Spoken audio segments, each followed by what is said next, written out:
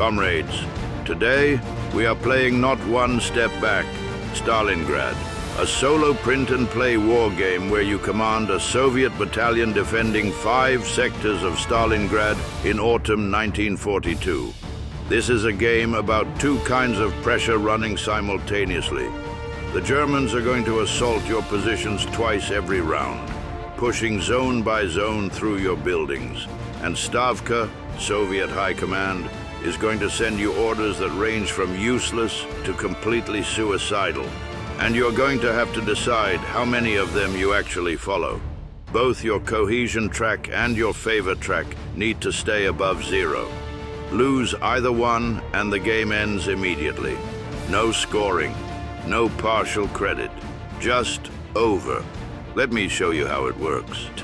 Okay, let me get us set up. So first thing is to pick one of our 3 battalion commanders to lead the defense this game.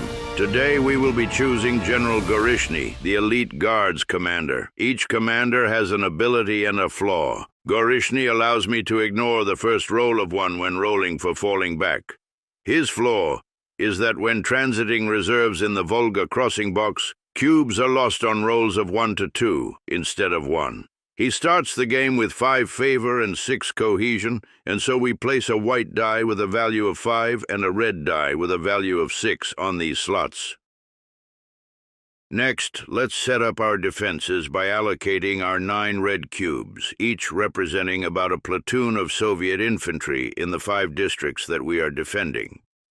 The rules for setting up your red cubes is that you may place up to 3 cubes in Zone 1, the bottom row, 2 cubes in Zone 2, and a single cube in Zone 3 of each district. So I decide to place 2 cubes in Zone 2 and 1 cube in Zone 3 of the Univermag district. We set up 2 more red cubes in Zone 2 of the Printworks district, and a single cube in Zone 2 of all 3 of the Bakery, Univermag, and Student Flats districts for a total of 8 cubes so far, leaving 1 cube left. The last cube we decide to set up in Zone 2 of the Students' Flats, bringing our total there to 2 red cubes.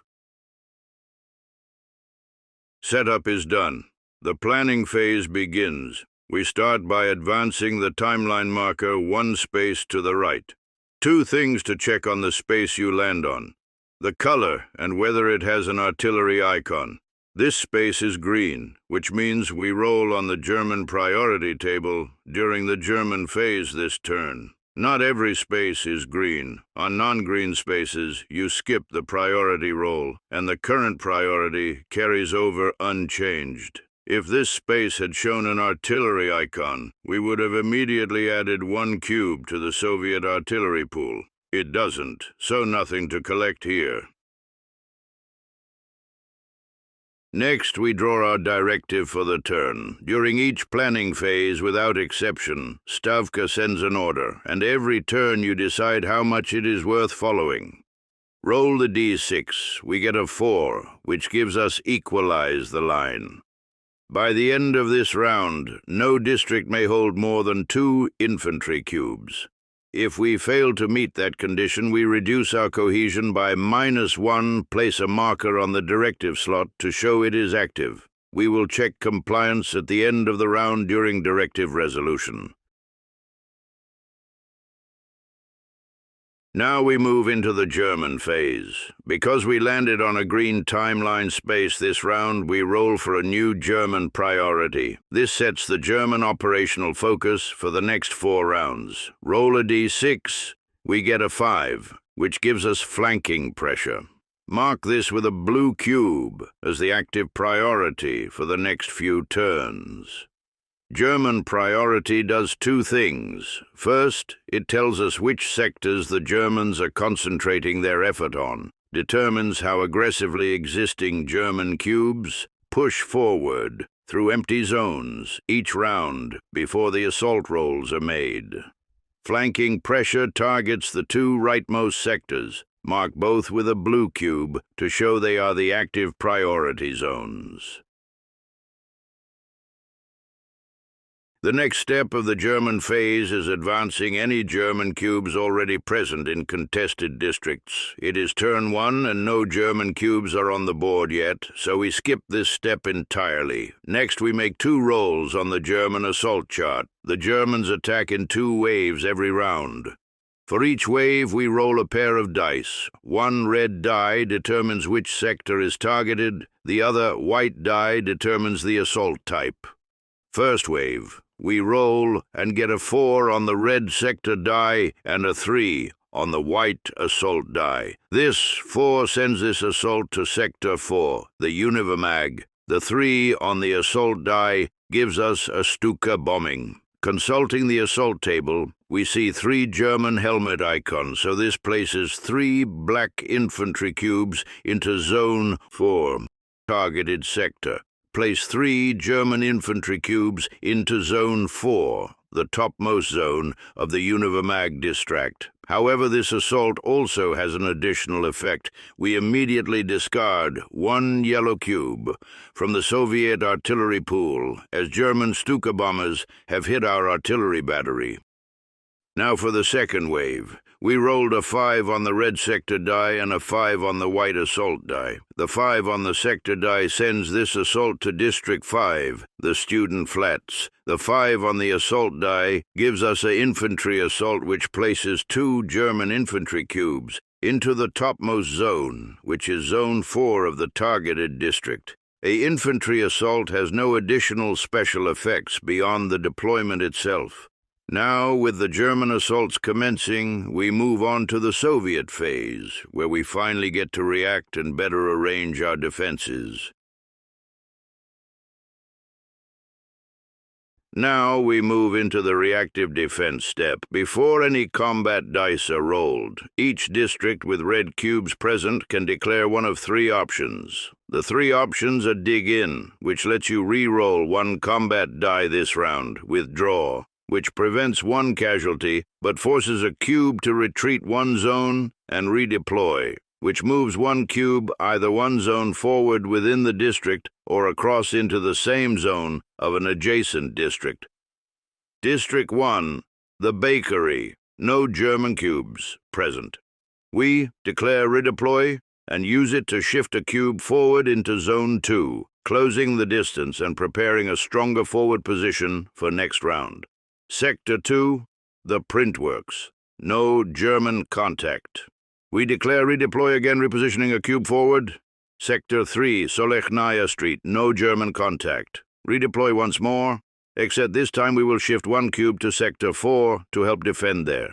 Sector 4, the Univermag. Germans are present in Zone 4. Our Soviets are currently in Zone 2. They are not yet adjacent, so combat will not fire, but we declare redeploy to move a cube forward into Zone 3 with the help of a cube from District 3. Sector 5, the student flats. Germans just arrived with an infantry assault. Our Soviets are in Zone 2 and the Germans are in Zone 4, not adjacent yet. We declare nothing. We do not want to move forward and risk being outnumbered before we are ready. Better to hold position for now.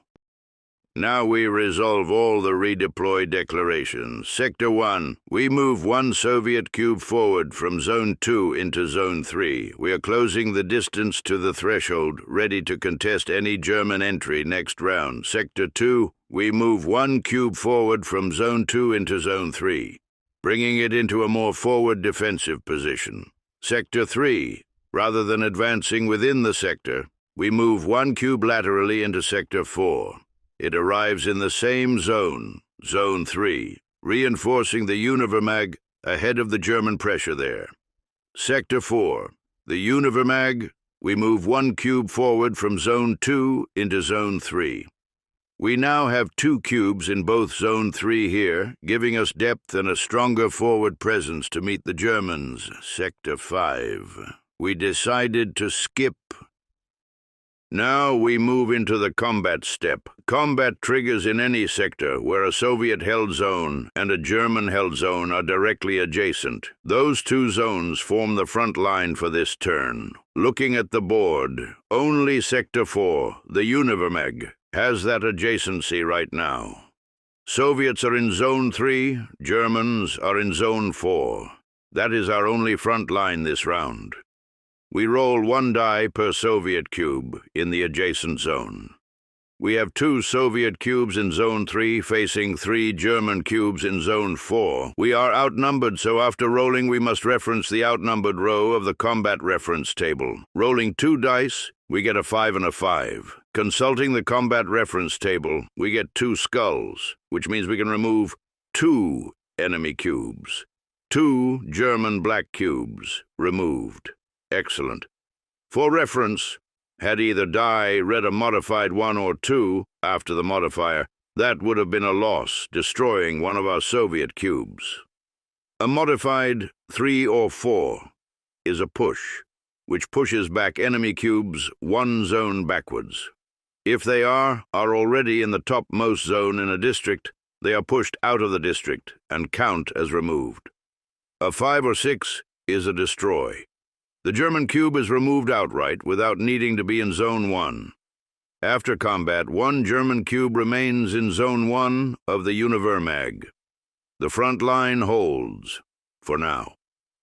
Next up, we roll for fallbacks. For every enemy cube that's adjacent to a red cube on the front line, we need to roll a die to see if any Soviet cubes get pushed back by the assault. On a roll of 1 or 2, we move 1 red cube backward, a zone. Right now, our only active front line is in the Univermag district, where 1 black cube is facing off against 2 red cubes, so we just roll 1 die. Rolls, we get a 3. That means our cubes hold fast, no fallbacks this time.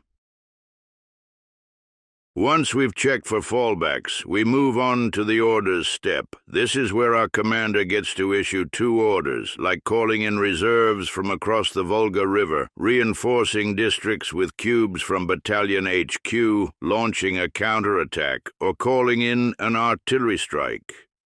We decide to go with call reserves. That lets us transfer up to 3 reserves from our reserve dice into the Volga crossing box. Those units will become available next turn in our Battalion HQ. We choose to call in a tank platoon. That means we reduce our green reserve die by 1 and place a green cube in the Volga crossing box. But here's the catch. Tank cubes count as 2 reserves when calling them in, so we can only bring 1 red infantry cube along with it. We reduce the red reserve die by 1 and place a red cube in the box as well. Now, during the Battle of Stalingrad, units crossing the Volga were under constant threat from German bombers and artillery. So, for every cube we place in this box, we have to roll a peril die. But we have to remember our commander, Gorishny, has a flaw. Cubes crossing the Volga are sunk on rolls of 1 or 2, instead of just on a 1 like normal. We roll 2 peril dice for the crossing. Rolls a 5 and a 6. Lucky. Both cubes make it across safely. None are sunk in their small boats. For our second order this Soviet phase, we go with the reinforcement order. This lets us transfer up to 2 Soviet cubes from Battalion HQ into Zone 1 of any district. We pull 2 red cubes from Battalion HQ. The first one goes into the Bakery District, Zone 1. For the second cube, we originally wanted to place it in the student flats. But then we remember our active directive. Equalize the line. That directive prohibits having more than 2 cubes in any district. And right now, every district already has exactly 2 cubes. So if we add that second cube anywhere, we'd break the directive and take a penalty. So we hold off. We only reinforce with 1 cube this turn and save the second one for later. Now that we've used up both orders this phase, we finally move on to directive resolution. This is where we check if we followed Stavka's directive to the letter. Equalize the line again means we shouldn't have more than 2 Soviet cubes in any of the 5 districts, and we fully fulfilled that directive, so we removed the blue cube to show this directive is no longer active. If we had failed, we would have lost cohesion, but we succeeded, and because there's a red flag icon next to the check mark, that means we actually gained cohesion. However, our cohesion die is already maxed out at 6, so we can't add any more right now. To complete the turn, we now move the green and red cubes from the Volga crossing box over to our battalion HQ. They're now ready to reinforce our district's next turn, and we clear the blue cubes from our orders, and with that we finish our one-turn playthrough. I hope this gives you a strong feel for how the game runs. A few takeaways. The 2 assault rolls create constant pressure on multiple fronts. The advance rule means the Germans close the distance for free in empty zones, so you can't just retreat and buy time forever.